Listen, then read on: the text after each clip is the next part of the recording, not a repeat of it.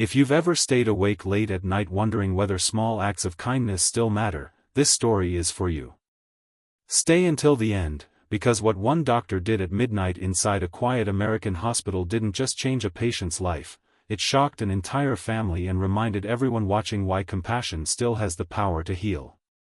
And before you get lost in this story, don't forget to like the video and subscribe to the channel, because stories like this deserve to be shared with more hearts. Midnight had a different sound inside St. Augustine Medical Center in Ohio. The hallways were quieter, the lights dimmer, and every footstep echoed like a whisper. Dr. Michael Carter, a 42-year-old internal medicine physician with tired eyes and neatly combed brown hair, walked slowly past the nurse's station. He had been on call for nearly 16 hours. His white coat hung slightly loose on his tall frame, and the coffee in his hand had long gone cold. Most patients were asleep, monitors blinking steadily, machines humming like distant lullabies. But as he passed room 317, something made him stop. It wasn't loud. It was a soft, broken sound, someone trying very hard not to cry. Dr. Carter stood still, listening.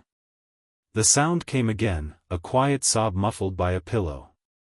He glanced at the chart outside the door. Emily Dawson, age 29. Admitted for complications related to a chronic autoimmune condition. Stable. No visitors listed for the night. He hesitated. Doctors were trained to respect boundaries, to focus on tests and charts, but something about that sound pulled at him. He gently knocked and pushed the door open. Emily lay curled slightly on her side, her dark hair spread messily across the pillow. The room was dim, lit only by the soft glow of the hallway light slipping through the door. She quickly wiped her face when she noticed him, turning away as if embarrassed. "I'm sorry," she whispered. "I didn't mean to disturb anyone." "You didn't," Dr. Carter said softly, closing the door behind him. "I was just passing by." "Are you in pain?" She shook her head. "Not physical pain. I'm fine. I'll be fine." Doctors hear those words often. They're rarely true. Dr. Carter pulled a chair closer to the bed and sat down, something he rarely had time to do. "It's late," he said gently. "That's usually when everything feels heavier. Do you want to talk about it?" Emily hesitated, then let out a shaky breath. "I've been in and out of hospital since I was a teenager. I know the routine. But tonight it just hit me. I'm tired of being strong. I'm tired of pretending I'm not scared." Her voice cracked, and the tears came again, silent but relentless. Dr. Carter listened. He didn't interrupt. He didn't check his watch. He simply listened as Emily talked about missed birthdays, lost jobs, friends who stopped calling, and the fear that one day she'd wake up and have no one left. Her parents lived in another state.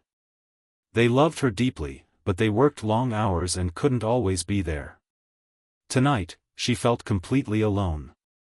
"I keep thinking," she said quietly, "what if this is it? What if my life is just hospitals and medications and people feeling sorry for me?" Dr. Carter leaned back, his expression thoughtful. "Emily," he said, "can I tell you something I don't usually share with patients?" She nodded. "My younger sister had a condition very similar to yours," he said. "She spent more nights in hospitals than at home when we were growing up. I watched her feel invisible, like her life was shrinking. But she taught me something I didn't understand back then." Emily looked at him, curious. "She taught me that life isn't measured by how easy it is," he continued. "It's measured by how much heart you bring into the hard parts. And you have a lot of heart. I can hear it." For the first time that night, Emily smiled faintly. After a few more quiet minutes, Dr. Carter stood up. "Try to get some rest," he said. "I'll check on you in the morning." As he reached the door, Emily spoke again. "Doctor, thank you for staying." He nodded and left, but he didn't go far. Instead of heading back to his office, he walked toward the small hospital chapel at the end of the hallway. Inside, he sat alone for a moment, hands folded, thinking about Emily's words.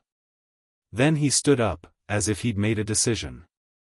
At 12:45 a.m., Dr. Carter returned to room 317, not with a clipboard, but with a small paper bag in his hand. Emily looked surprised. "Is something wrong?" "Nothing's wrong," he said with a gentle smile. He reached into the bag and pulled out a notebook and a pen. "I noticed earlier that you like to write. Your chart mentioned journaling." Emily nodded slowly. "This notebook is yours," he said, placing it on the bedside table. "I want you to write in it whenever the nights feel too long. Write what scares you. Write what you hope for. And when you feel strong enough, write letters to your future self." Emily's eyes filled with tears again, but this time they were different. "You didn't have to do this." "I know," Dr. Carter replied. "But sometimes, medicine isn't about prescriptions.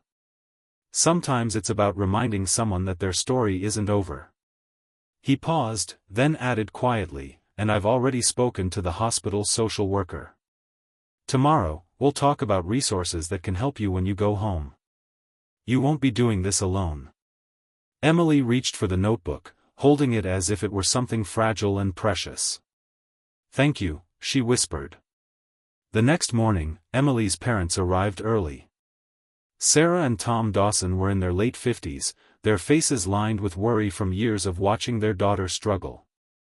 They expected the usual routine, brief updates, medical jargon, and polite distance. Instead, Dr. Carter met them in the hallway and asked if they had a few minutes to talk. Inside a quiet consultation room, he explained Emily's condition clearly, but what shocked them wasn't the medical explanation. It was what came next. "Your daughter is incredibly brave," Dr. Carter said. "But she's also very tired. She carries more emotional weight than she lets on. Last night, she opened up to me, and I think it's important you know how strong, and how vulnerable, she really is." Sarah's eyes welled up. "She never tells us how bad it gets." "That's because she doesn't want to worry you," he said. "But she needs support, not just from doctors, but from the people who love her." Then he handed them the notebook. Emily had written only one page so far. Just one.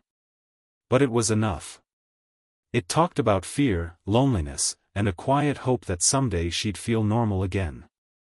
Sarah covered her mouth with her hand, tears spilling over. Tom looked down, his shoulders shaking. "We had no idea," he whispered. When they returned to Emily's room, they didn't talk about medications or test results.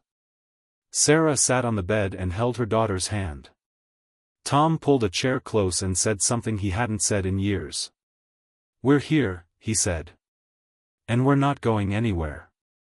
Emily looked from one parent to the other, stunned. "What changed?" Her mother smiled through tears. "Your doctor changed everything." Over the next few days, Emily's condition stabilized. But more importantly, something inside her shifted. She started writing every night. Sometimes about pain, sometimes about gratitude. Dr. Carter checked on her regularly, always asking how she was feeling, not just physically, but emotionally. When Emily was finally discharged, Dr. Carter walked her to the exit. "Remember," he said, "healing isn't a straight line. Some days will be hard. But you don't have to face them alone." Weeks later, Dr. Carter received a letter at the hospital. It was from Emily. She wrote about starting a support group for young adults with chronic illnesses. She wrote about reconnecting with old friends. She wrote about the notebook, now half full, and how that quiet midnight moment had changed her life. "You didn't just treat me," the letter ended. "You saw me." Dr. Carter folded the letter carefully and placed it in his desk drawer. That night, as he walked through the quiet halls of St. Augustine Medical Center once again, he listened closely. Somewhere, another patient might be crying, believing they were alone. And maybe, just maybe, one small act of kindness could change everything again.